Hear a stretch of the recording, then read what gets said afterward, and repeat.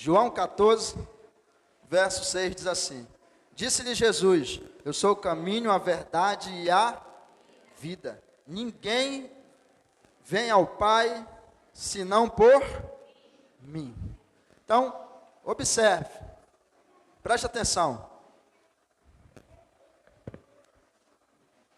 Geralmente, nós temos a nossa mãe e o nosso pai.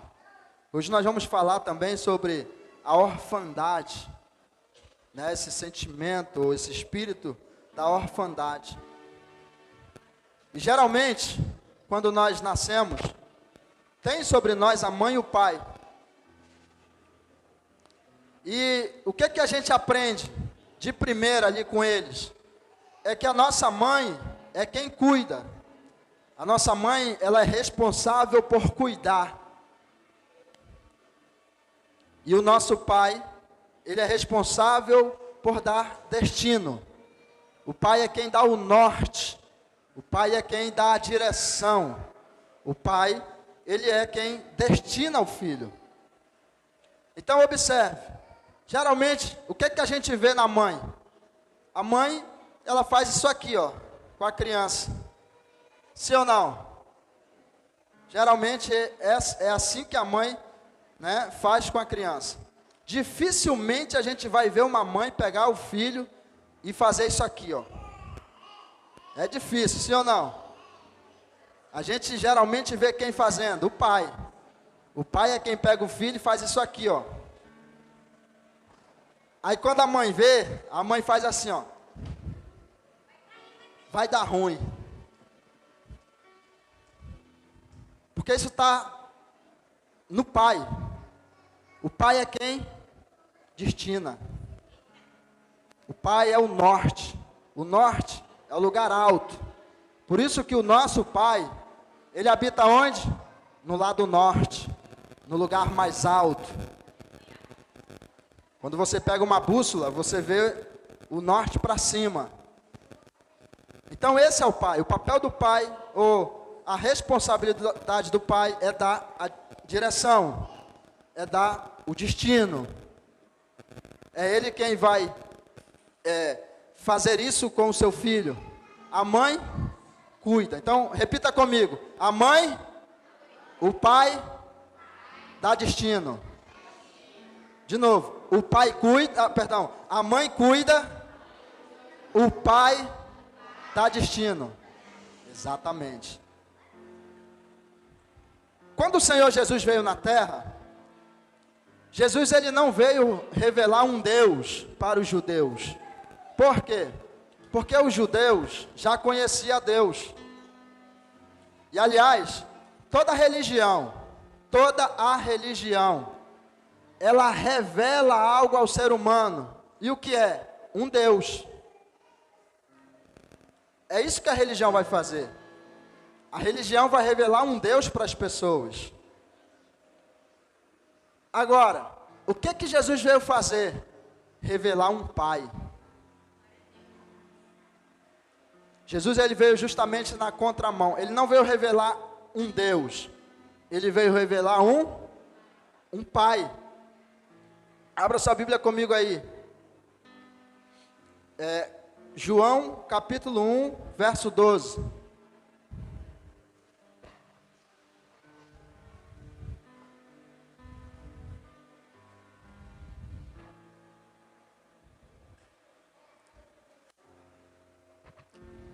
João 1,12, olha o que diz: Mas a todos quantos o receberam, deu-lhes o poder de serem feitos filhos de... aos que creem no seu nome. Então presta atenção, nós vamos perceber que aqueles que acreditaram no Senhor Jesus, recebeu a Jesus, eles se tornaram filhos de Deus. Ou seja, tem um pai. Todas essas pessoas têm um pai. Isso se refere a quem? A você, a nós. O texto anterior que a gente leu diz assim, ó: Eu sou o caminho, a verdade e a vida. Ninguém vai a Deus É assim que está escrito? Ninguém vai a Deus? Como é que está escrito? Ao Pai, a não ser por mim. Porque isso foi o que Jesus veio revelar, um Pai. Então presta atenção. O Senhor nos tornou seus filhos. Veja Mateus 6, verso 5. Ele diz assim: quando vocês orarem, orem assim: Pai nosso, que estás nos céus. Presta atenção. Ele não diz Deus nosso que está nos céus, mas ele diz Pai nosso. Pai nosso que estás nos céus. Era só isso que eu queria mostrar. Mas vocês já sabem. Preste atenção. O nosso Jesus, em todo o tempo, quando ele veio revelar ao mundo, ele não veio revelar um Deus, mas um Pai. Não existe um texto na Bíblia que diga que Jesus foi para o céu. Olha só o que a gente quer fazer. A gente quer ser salvo para quê? Para ir para o céu.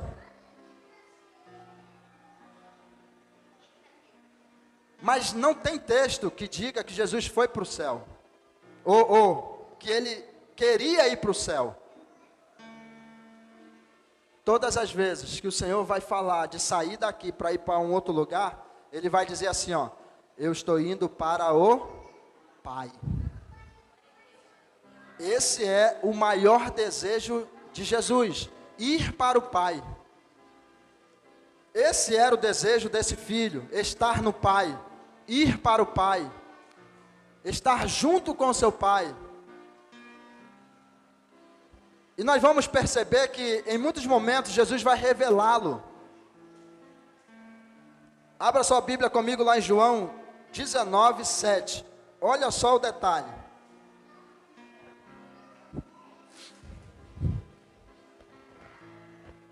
Olha o que fez Jesus morrer. Olha o que levou Jesus à morte. Eu quero que você leia o texto. É importante você ler o texto. Olha lá. Responderam-lhe os judeus: nós temos uma lei, e segundo a nossa lei, deve morrer. Por quê? Porque se fez filho de...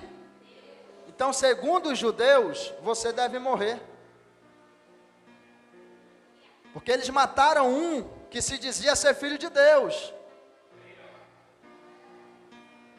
Está escrito que quem nele crê se torna evangélico. É assim? Se torna o quê? Filho de Deus. É a revista Veja, o UOL, né? Folha de São Paulo e tantas outras aí que diz que você é evangélico. Mas não é isso que a Bíblia diz.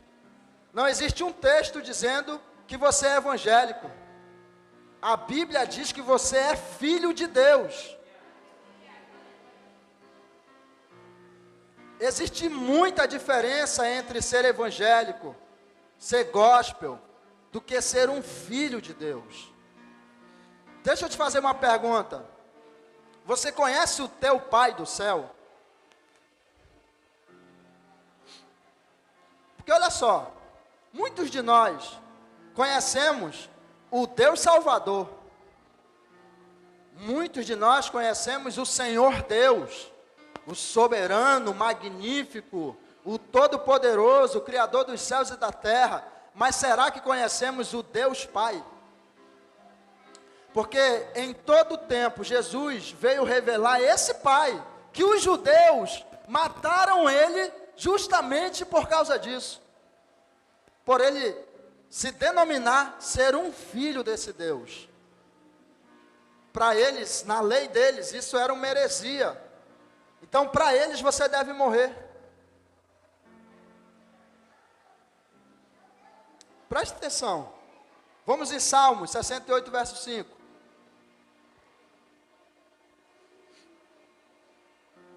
Você é evangélico ou você é filho? Olha lá. Tu, ó Deus, bem conheces a minha astutice, né?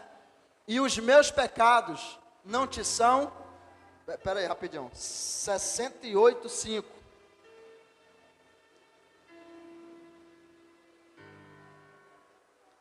Olha o que a Bíblia declara. Pai de órfãos e juiz de viúvas é Deus no seu lugar santo. Presta atenção. A Bíblia declara que Deus ele é pai de órfãos. Mas a todos quantos o receberam, deu-lhes o poder de serem feitos filhos de Deus. A saber, os que creem, os que acreditam no seu nome. O que a Bíblia está declarando? Que nós éramos órfãos. E agora, esse pai de órfãos te fez um participante, sabe de quê? Não é de um grupo evangélico, mas é de uma família. De verdade, você faz parte de uma família.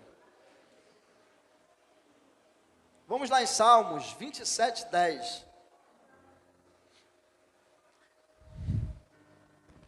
Salmos 27:10.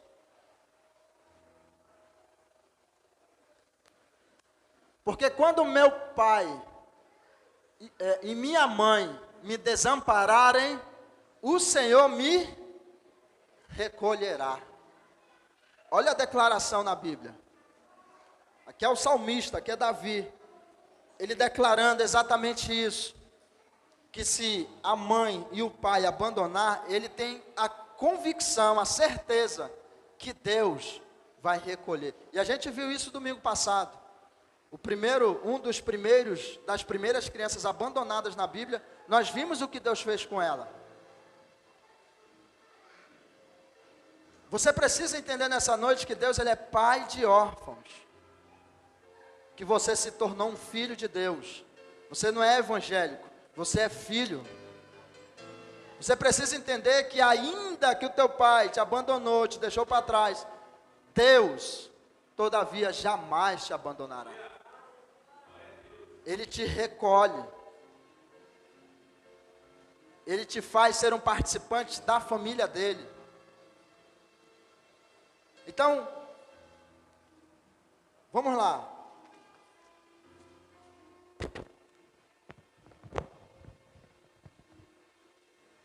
João 8:32.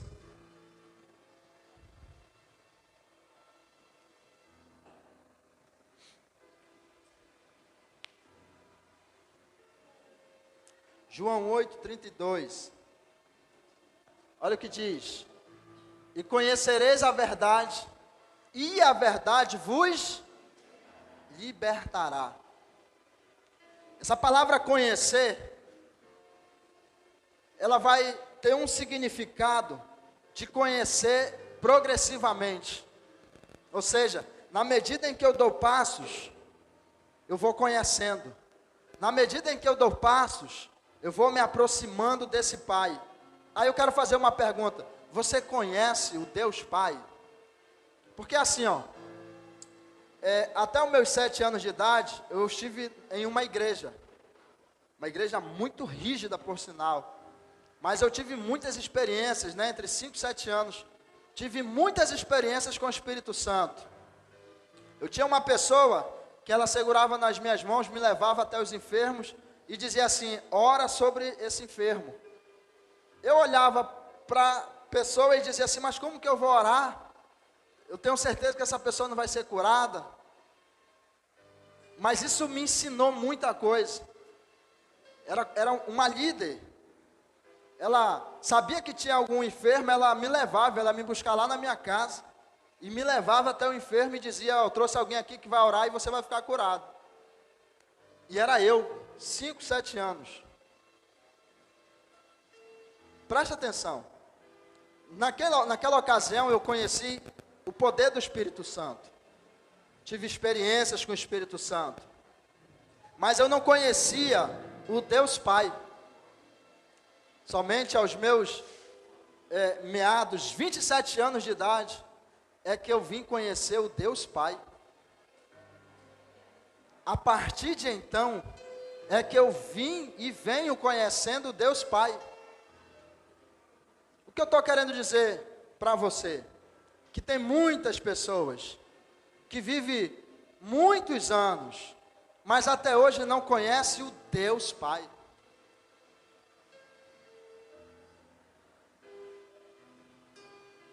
O Deus Pai, ele é conhecido progressivamente. Na medida que você dá os passos, você vai conhecendo, você vai se aproximando. E essa pergunta precisa estar na sua mente hoje. Você conhece o Deus Pai? Presta atenção. 2 Coríntios 3, verso 2. Hoje eu quero dar ênfase aos textos, tá? Leia, presta atenção nos textos. Olha só. Vós sois a nossa carta, escrita em nossos corações, conhecida e lida por todos os homens. Presta atenção. Você que é filho, você precisa entender uma coisa. Você é uma carta aberta. Ei, as pessoas não lêem as suas pregações, as suas palavras. Os teus filhos, eles não leem as tuas palavras. Sabe o que eles vão ler? As suas ações. Eles estão fazendo uma leitura das tuas ações. Olha bem para o texto, olha bem para o texto.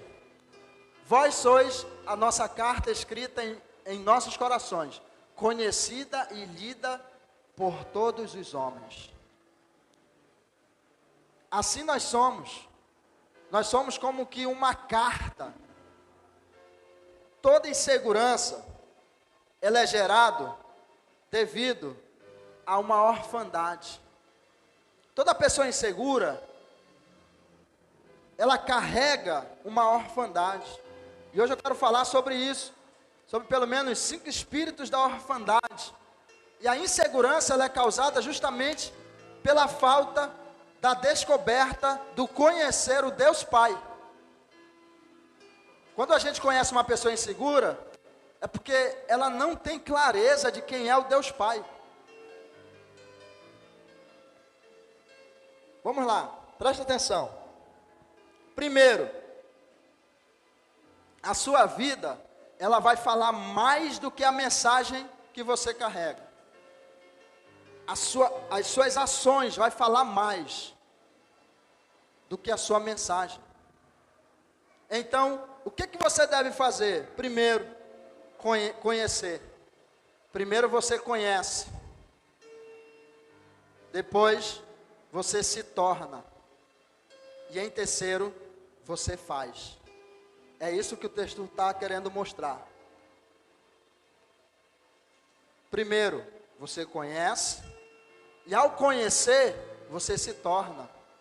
E ao se tornar, você vai ter os resultados. Os resultados é as ações do que você se tornou. Mas só se tornou porque conheceu. Então os resultados, ou as ações, ela é isso. Ela é devido à fusão do conhecer e do se tornar.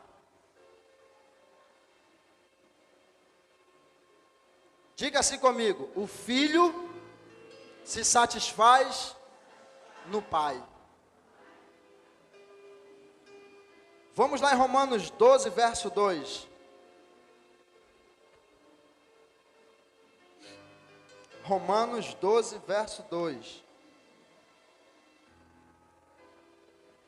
Olha lá.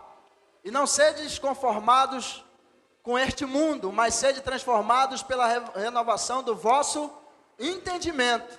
Porque só assim, só sendo transformado pela renovação, uma mente nova, é que você vai experimentar, para que experimenteis qual seja a boa, agradável e perfeita vontade de Deus. Ou seja, do Pai. Então o Pai tem uma vontade que você experimente. Só que para experimentar qual é a boa, agradável e perfeita vontade dele, a nossa mente precisa ser renovada. Quando eu pergunto para você, o que vem à tua mente quando você ouve a palavra pai, você saberia dizer? Só pense aí com você mesmo. Quando eu digo assim, ó, o que vem à tua mente com a palavra pai? Alguém poderia dizer assim, eu penso em abuso sexual. Alguém poderia dizer assim, eu penso em abandono. Alguém poderia dizer, eu penso em rigidez. Eu penso em abusos de autoridade. Eu penso em escravidão. Muita gente pensa várias coisas quando vem à mente a palavra pai. E eu quero, nessa noite, poder trazer a você luz acerca do que as consequências disso é gerado. As consequências dessas experiências que nós vivemos. Olha lá. Se a sua mente não sofrer uma transformação ou uma renovação, você jamais vai conseguir acessar o Deus Pai. Eu vou repetir. Se a tua mente não sofrer essa transformação, essa renovação do que é Pai para você, você nunca vai conseguir acessar quem é o Pai do céu. Quem é essa pessoa que Jesus tanto falou, que aliás ele morreu por causa dele, por se dizer filho dele, coisa que os judeus não aceitavam. Deus não tem filho, essa era a declaração dos judeus. Presta atenção, é necessário sofrermos o quê? Uma transformação na nossa mente. 1 João 4,18, coloca aí. 1 João.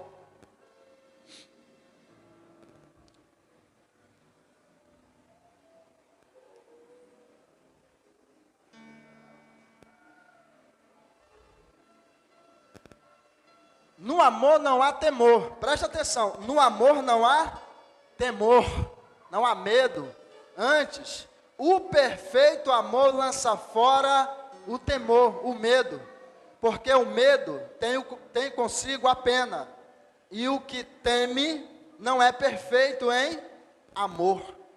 Presta atenção, em outras palavras, o perfeito amor lança fora o medo. Você tem medo? Medo de arriscar, medo de se relacionar com Deus. Você tem medo? Porque o texto diz assim, ó, que o perfeito amor lança fora todo o medo. E por que muitas pessoas têm dificuldade de acessar isso? Essa convicção, essa confiança em Deus? Justamente por conta das experiências que viveram, ruins. E se não sofrer uma transformação, não consegue acessar quem é o Deus Pai. Quando nós sentimos a presença do nosso Pai, nós não tememos, nós somos corajosos. Você é corajoso? Presta atenção. Outro dia, nós fomos para um banho, né, um pessoal aqui, uns casais. Aí o pai pegou a criança, foi num tobogã gigante. Pegou a criança, a mãe não viu. Quando de repente, a mãe se atentou, a filha estava com o pai, lá em cima no tobogã. Foi um desespero para a mãe. Pelo amor de Deus, venha para cá, fulana, desce a menina daí, a menina vai morrer. Foi aquele caos. E o pai lá, com a menina, botou aqui entre as pernas, e a menina animada. A princípio ela estava meio com medo, né? Até que o pai se soltou com ela naquele tobogã. Quando a menina foi na piscina e subiu de novo, ela já subiu dizendo: quero ir de novo. Quero ir de novo, quero ir de novo. Sentiu a confiança. Porque a presença do pai lança fora todo o medo. O perfeito amor lança fora todo o medo. O pai é quem dá o destino. A mãe é quem cuida. Presta atenção. Quero que você abra comigo a sua Bíblia agora em Isaías 9, verso 6.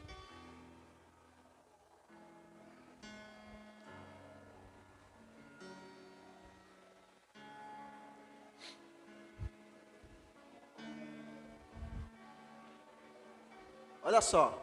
Porque um menino nos nasceu, um filho se nos deu, e o principado estará sobre os seus ombros, e se chamará o seu nome maravilhoso, Conselheiro, Deus forte, Pai da eternidade, Príncipe da... Quem percebeu que até a eternidade tem um pai? Alguém percebeu aí? Até a eternidade tem um pai.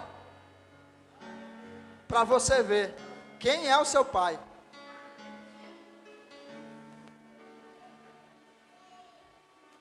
Deus é pai da eternidade. Ele é pai de órfãos. Ele é o seu pai. Vamos lá em Salmos 139, verso 16.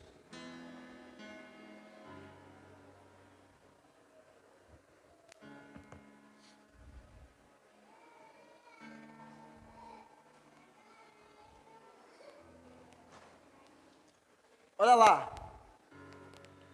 Os teus olhos viram o meu corpo ainda informe, e no teu livro todas essas coisas foram escritas, as quais em continuação foram formadas, quando nem ainda uma delas havia. O que ele está revelando esse texto? Esse texto está revelando que o Senhor te conheceu no momento que o teu corpo estava informe, ou seja, você nem estava formado no ventre da sua mãe ainda, e o Senhor já contou todos os teus dias. Ele te conheceu. Sabe o que isso prova? Que você não foi um erro. Se algum dia na sua vida você disse assim: eu sou um erro, eu não fui programado, eu não fui projetado pelos meus pais, foi um acidente, eu nasci de uma balada que a minha mãe foi, não sei nem quem é o pai, fui um erro. Preste atenção, o texto diz que você nem foi formado, ele já te conheceu. Você não é um erro, você não é um fruto do acaso, você não foi encontrado no lixo. Você, para esse Deus, que é o Pai da eternidade, que é o seu Pai, vale muita coisa. E você está aqui com um objetivo. Você está aqui com uma missão. O que Jesus veio revelar foi exatamente esse Pai, que o mundo não conhecia, e que talvez para você, para alguns de nós, seja desconhecido ainda, por tantas coisas que nos aconteceu nessa vida. Nós desconhecemos o Deus Pai, mas o nosso Senhor, Ele veio revelar exatamente quem é o nosso Pai. Eu preciso dizer uma coisa para você nessa noite: você que é filho de Deus, você não consegue viver sem esse Pai. Deixa eu te fazer uma pergunta: se eu tirar o peixe do aquário ou da água, ele sobrevive? Porque a vida dele está onde? Na água. Se eu cortar um galho de uma árvore, ela sobrevive? Por quê? Porque ela está enraizada naquela árvore. não tem vida, morre. E uma pessoa sem estar com o Pai, ela morre. E aqui, é tanto lá como aqui. O morrer ao qual eu me refiro, é algumas coisas dentro da gente, que a gente ainda vai chegar lá. Mas primeiro você, nessa introdução, precisa entender isso, que nós não conseguimos viver sem o nosso Pai. Muitas coisas nos aconteceu aqui, para interromper esse relacionamento com esse Pai do céu.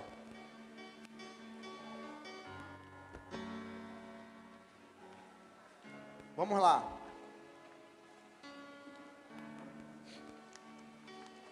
Abra sua Bíblia em Mateus 4:3.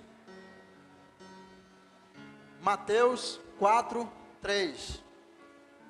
Eu quero falar para você o seguinte: o primeiro sintoma da orfandade, o que é a orfandade? É se sentir órfão, desprezado, é não ter clareza de quem é o Pai.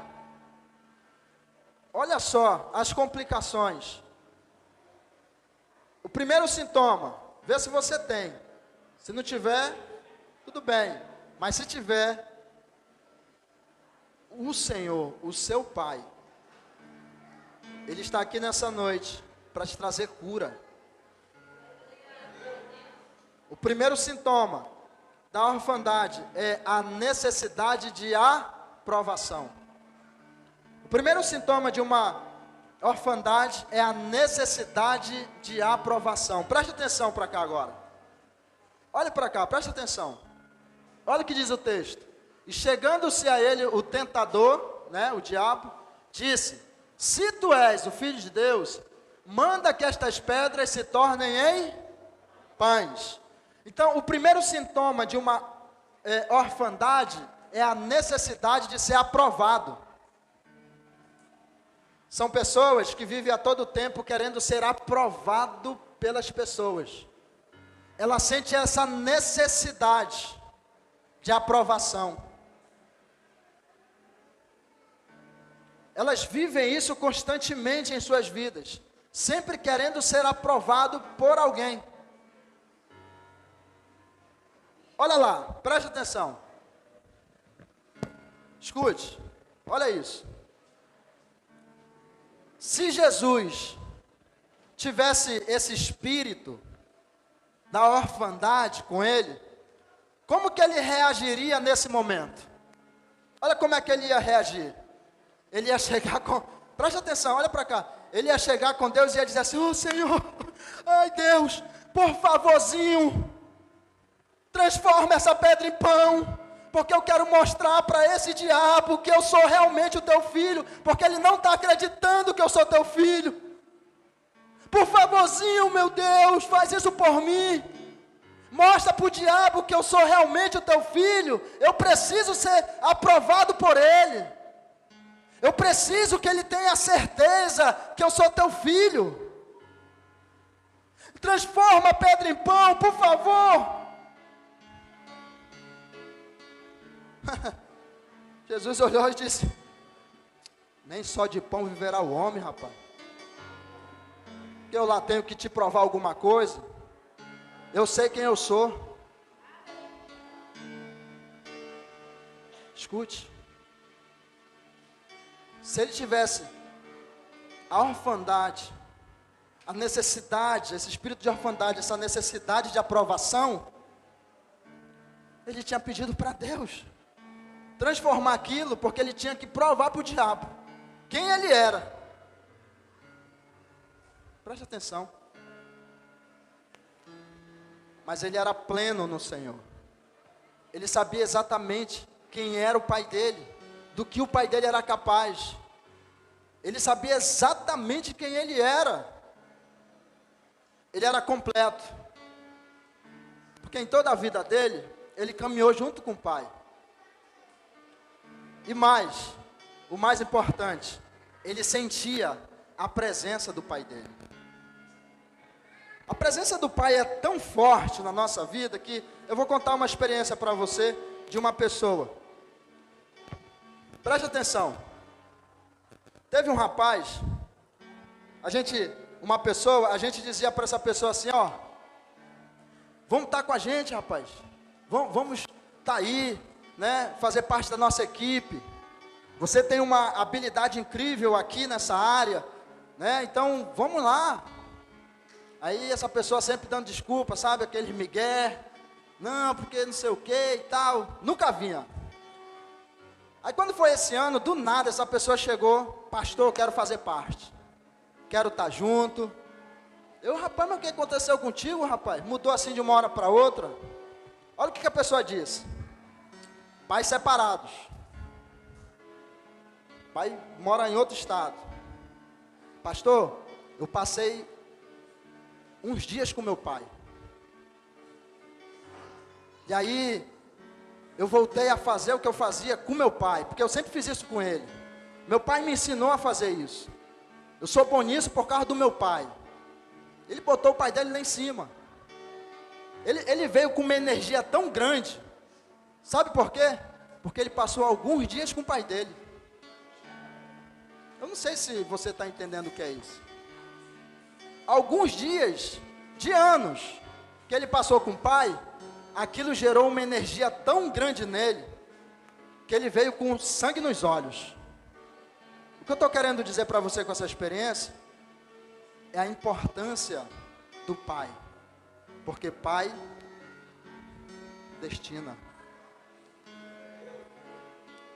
Escute, você conhece o teu pai do céu? De verdade. Vamos lá. 2. Presta atenção. Segundo sintoma da orfandade, carência excessiva. Vamos lá em Isaías 1:19.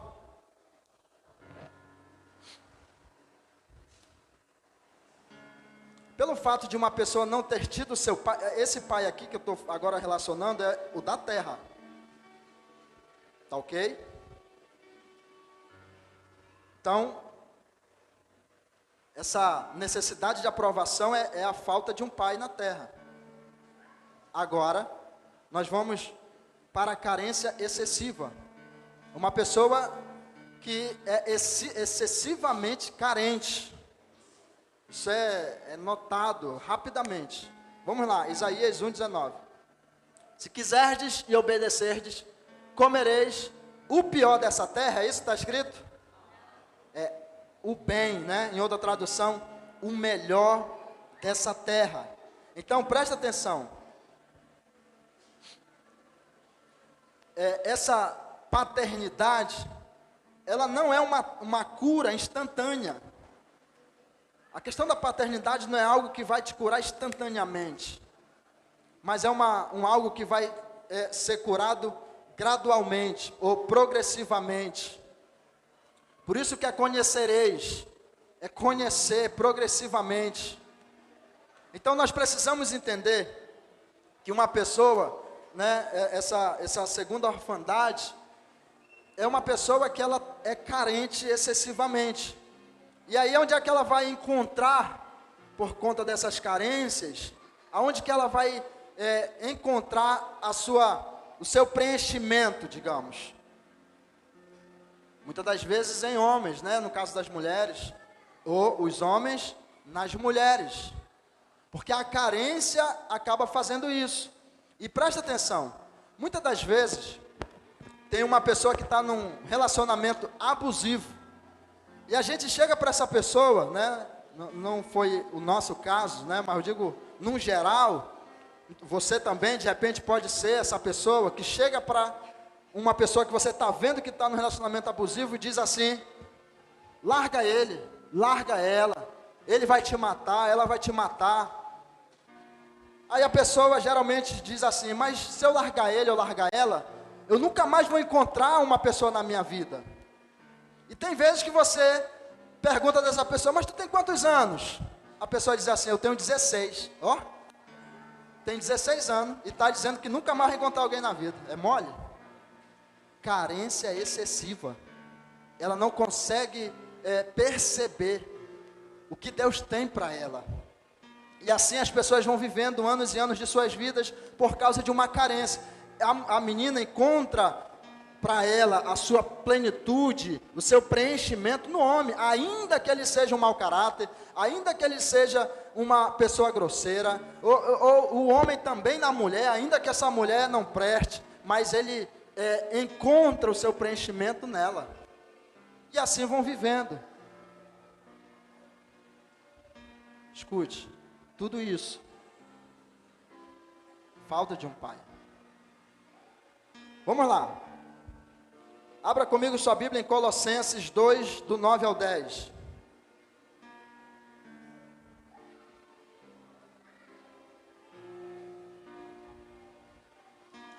Do 9 ao 10, olha o que diz. Porque nele habita corporalmente toda a plenitude da divindade. Passa. E estáis perfeitos nele, que é a cabeça de todo o principado e potestade. Aqui se tratando do Senhor. Nele, em Cristo Jesus, está toda a plenitude. Então, aonde que nós somos plenos, já que somos um membro do seu corpo, já que fazemos parte do corpo de Cristo? Nós encontramos a plenitude nele. Nós somos completos aonde? No Pai. A sua plenitude está nele. Sabe qual é o significado da palavra solteiro? Sou inteiro. Se você não se sente inteiro estando solteiro, tem alguma coisa errada. Se você sente que você vai ser preenchido em um beck, um gole de cachaça, em homens, em mulheres, nas baladas e tantas coisas, se você encontra preenchimento nisso, presta atenção, você está prejudicando completamente o teu futuro. Nós somos completos aonde? Em Deus. Tem um texto que diz que Deus colocou no coração do homem um vazio. O vazio da eternidade. O senso da eternidade. E esse vazio, ele só é preenchido aonde? Em Deus. Vamos lá, terceiro sintoma da orfandade. Dificuldade de ouvir. Já viu pessoas que têm dificuldade de ouvir uma liderança? Tem muitas pessoas que têm dificuldade de ouvir os professores, os policiais, as lideranças no geral. Essa dificuldade é gerada pela falta da paternidade. Uma pessoa que cresce sem o pai, sem ter a paternidade, ela tem essa dificuldade de ouvir. Ela não consegue se submeter. Preste atenção. Teve um dia, para a gente correr, não vai dar para ir no texto. Jesus chegou com João Batista para ser batizado nas águas. João Batista olhou para Jesus e disse assim: não, Senhor, eu não posso fazer isso, eu sou pecador, o Senhor nem pecador é. Jesus disse assim: João Batista, é necessário que assim aconteça, porque não tem como ter autoridade sem estar debaixo de autoridade. É necessário que ocorra dessa forma, João Batista. Porque não tem como ter autoridade sem estar debaixo de autoridade. Jesus, o Filho de Deus, se submete. Quem está entendendo aí, gente? Vamos lá em Mateus 26, 53.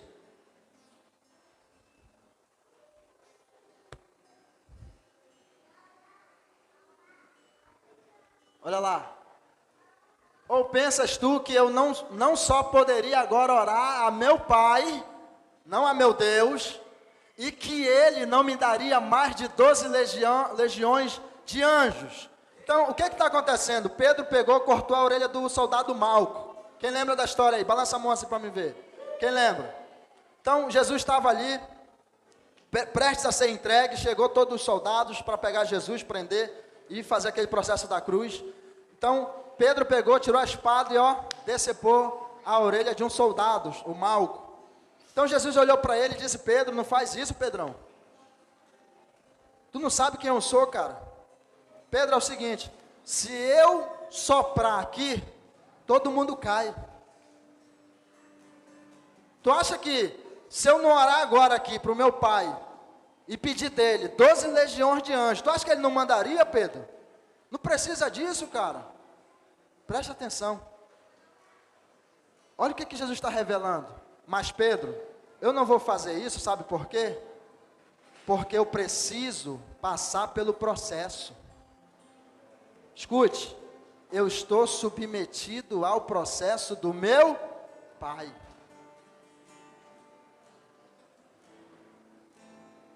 Muitas pessoas têm dificuldade de ouvir, pela falta da paternidade. Isso é um problema para o casamento, isso é um problema para o convívio em equipes, seja de trabalho, seja da igreja, seja do que for. Porque aonde a gente chega tem uma liderança. Na nossa escola tem uma liderança. Se a gente vai na polícia tem uma liderança, vai nos médicos tem uma liderança. Seja onde a gente vai tem uma liderança. Aonde a gente precisa o quê? Se submeter.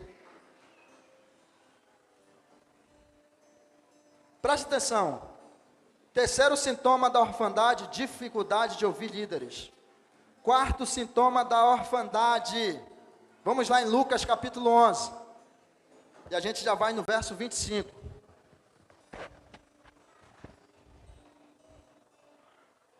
Essa é a necessidade de fazer algo para se sentir alguém. Quarto sintoma da orfandade, a necessidade de fazer algo para se sentir alguém.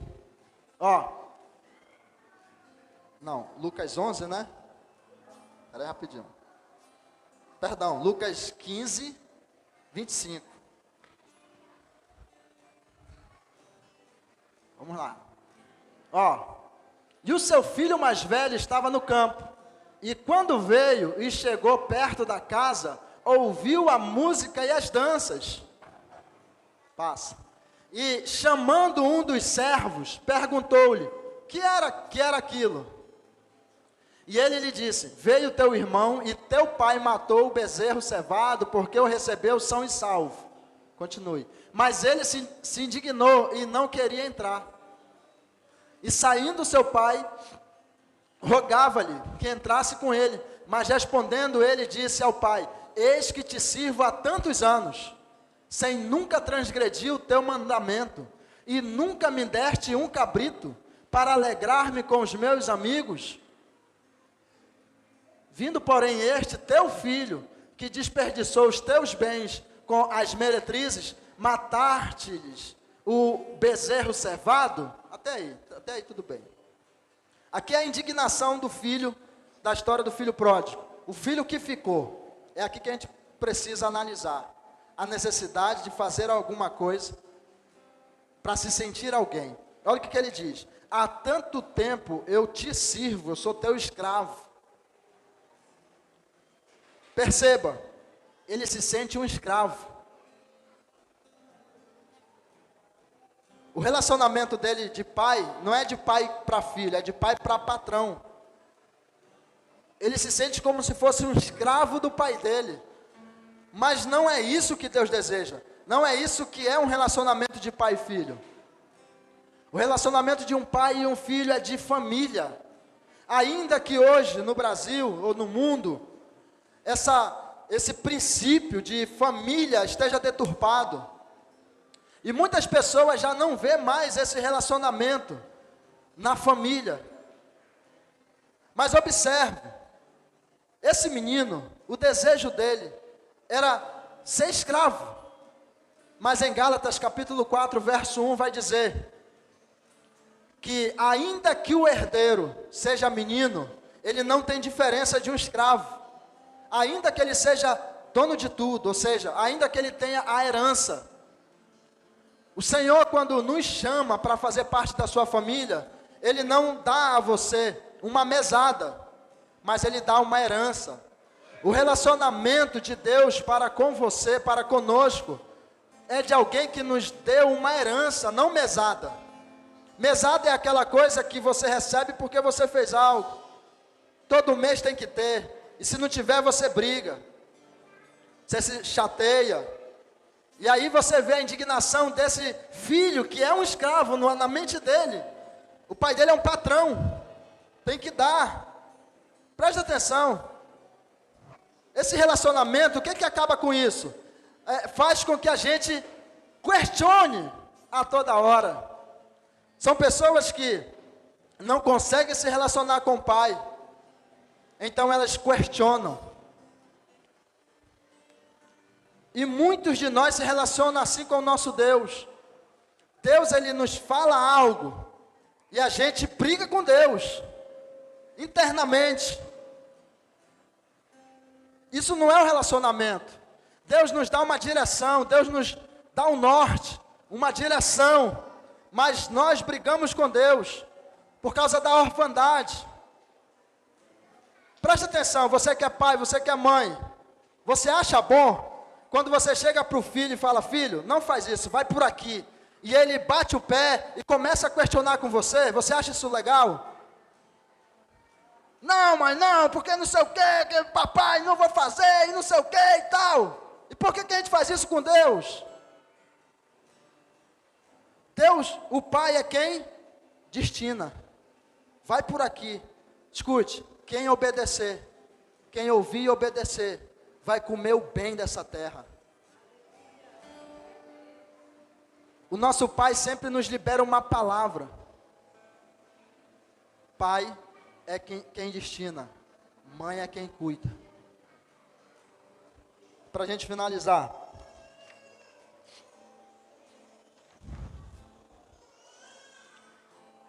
a quinta sintoma da orfandade: a incapacidade de enxergar o próprio potencial.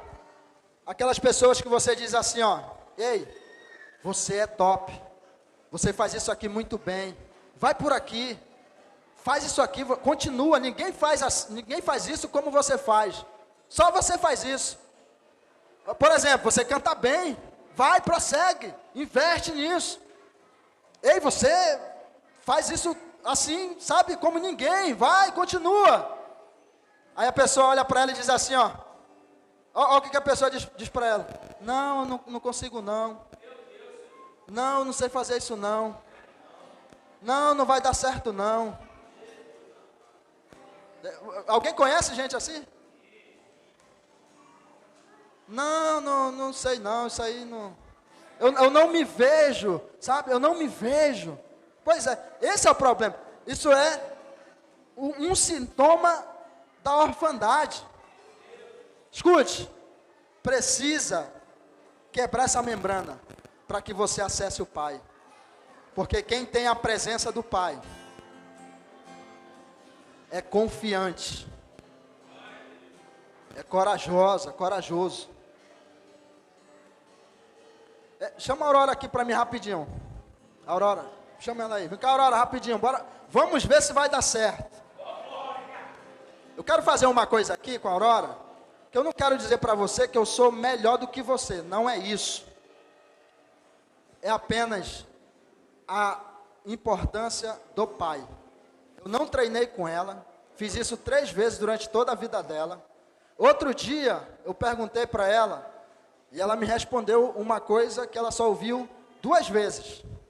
Não sei se vai dar certo aqui, mas bora lá. Qual é o teu nome? Aurora. O que significa o nome Aurora? A luz do sol. Luz do sol, luz do dia. Ela cresce desde pequena, sabendo que ela é luz. Porque esse é o significado dela. Você sabe que quando eu era jovem, eu era meio tantã da cabeça. Eu não tinha uma direção, direcionamento, eu era meio zen. Até um dia que a minha mãe me falou o porquê que o meu pai colocou o meu nome de Venceslau. Eu não sabia. Aliás, eu achava feio. Na escola eu era o último. Se tinha 45 alunos, eu era o 45. Aí bagunçava comigo de tudo quanto era jeito. Me chamava de pedregulho. É porque o número era pedra lá, né? Preste atenção, em francês. E aí o que acontece? A mamãe disse que o meu pai colocou esse nome de Venceslau porque ele viu uma história de um cara que subiu no topo de uma montanha aonde ninguém tinha conseguido subir. E ele sofreu muito, mas ele conseguiu chegar no topo daquela montanha. E o nome desse cara era Venceslau. Venceslau. Vencedor. Eu me agarrei nisso. A partir daí eu entendi que eu era um vencedor. A importância de um pai. E eu nem conheço meu pai. Assim, de vista. Mas, para você ver a importância do pai, o que eu estou querendo dizer para você nessa noite é que nós tivemos a nossa mãe que cuidou muito da gente, se sacrificou e muito para que a gente estivesse aqui. A nossa mãe foi capaz de dar a vida dela e ainda é capaz de dar a vida dela para que a gente esteja aqui. Sofreu 9 meses para que a gente estivesse aqui. E nós precisamos hoje acessar o nosso Pai do céu. Nós não somos abandonados. Nós temos um Pai no céu que nos direciona, que nos dá um norte. Nós precisamos dele, gente. Quando eu tinha 27 anos, eu conheci esse Pai. E eu estou conhecendo ainda até hoje.